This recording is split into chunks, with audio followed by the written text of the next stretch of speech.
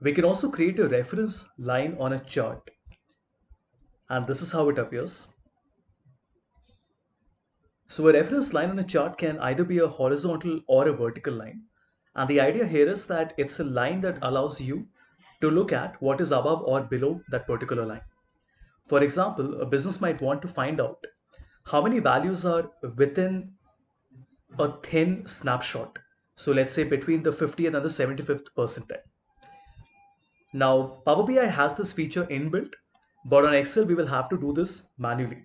It's not too difficult, but it will require a few formulas that have to be written.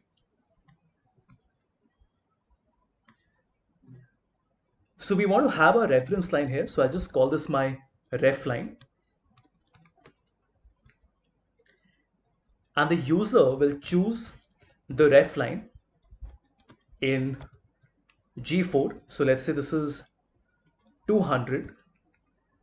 And now all these cells can be linked to G4.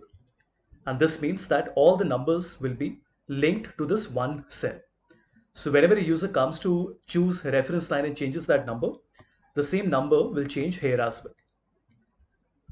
Once you have done this, you can simply select, create a chart, go to combo chart, and now you notice immediately you get a reference line like this. We don't need to put it on a separate axis because in any case, both the reference line and the original sales column is plotted on the same range from 0 to 500, and we can do this. Now this is very cool because this means that the reference line can be changed by the user. For example, the user can say 300 and the reference line goes up. If the user says 150, then the reference line comes down. Now this is excellent, but what if we wanted a reference line in addition to this one, which plotted a number automatically? For example, maybe I want to find the average.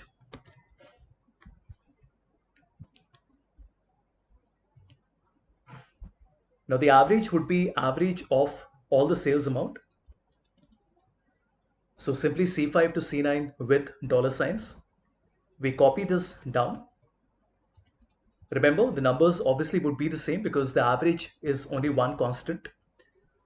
We can select the chart, expand the chart to select this additional column, and now you get an average line as well.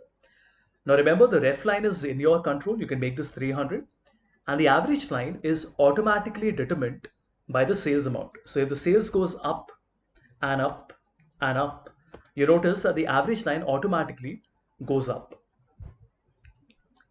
Obviously, there is no limit to the number of lines you create. So if you want to have other lines as well, you can do that. But the basic idea remains the same, that you have to create a combination chart where the original values, which is sales in our example, is mentioned as the column chart, and the reference line is a line chart, which is nothing but either a reference line that the user is choosing or the average that you're calculating yourself.